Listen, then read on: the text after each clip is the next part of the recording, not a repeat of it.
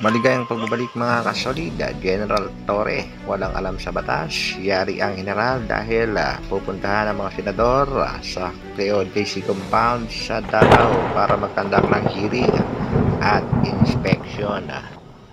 Pinoy prospect at undefeated na si Wonderboy Carl James Martin, maraming Pinoy boxing fans ang nanghihinayang. Yan ang ating mga pag-uusapan mga kasolida. Para sa ating unang balita mga kasolida, Police General sa Davao na alarma na.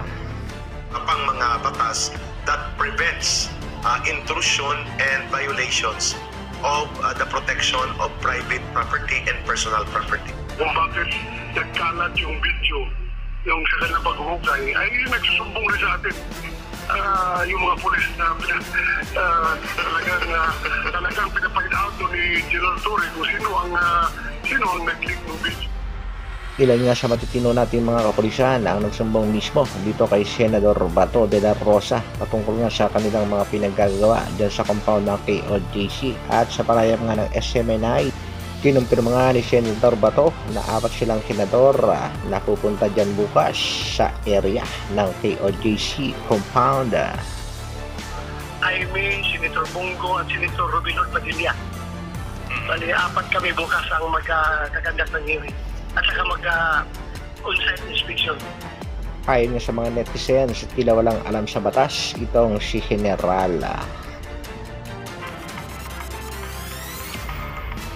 Sa kabilang balita naman mga kasolid, ang matinding banat na naman ni Quadralas General Casimiro mismo dito sa kanilang Japanese master na si Naoya Inoue. Ayon nga dito kay Quadralas It's My Boy, malakas nga ba talaga itong si Tartela? Bakit? Gumapang din at nagmumukha lang daw malakas itong si Naoya Inoue dahil mahihinang nila lang ang nakakalaban. Sa katunayan nga daw, lahat ng huling mga nakalaban itong si The Master Naoya Inoue, lahat ay umatras dito kay General Casimiro. Kung sa bagay may katotohanan dahil lahat ng yan inopera ng Treasure Boxing Promotion na una nga nung inopera nitong si Stephen Fulton na hindi pumalaga, maging itong ating kabayang si Marlon The Nightmare Tavales, dead na rin ang offer ng Treasure Boxing Promotion na Luis Pantera Neri, pinaasa lang ang ating pangbato at itong si TJ Doheny hindi rin pinalaga ng angas ng Pinas. Speaking of Doheny, matapos nga ang laban dito sa tinaguriang halimaw ng Japan, ay napapabalitang magre-retiro na nga itong si Doheny at nagpapasalamat pa nga ito kay Naoya Inoue dahil retirement pay nga naman na nakuha, medyo may kalakihan din na. Cuadro alas General Casimiro, latest na sparring ipinasilip, matindi nga ang galawan ng ating pangbatong si Angas ng Pinas. Tilang ganadong magpasikat sa bansang Japan. Para naman sa ating huling balita, pag-usapan natin ang laban nitong si Wonderboy kontra kay Anthony Jimenez Salas.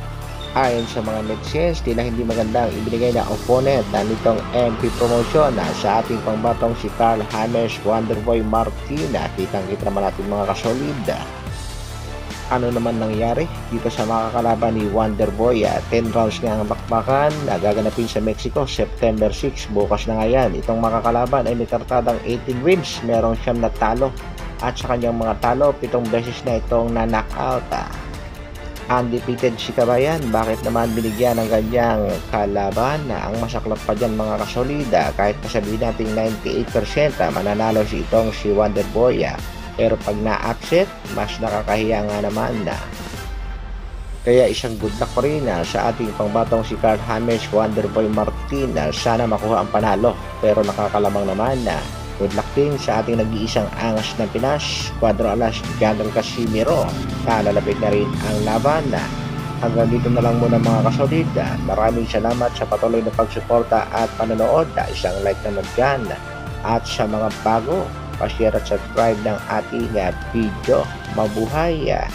Brrrr.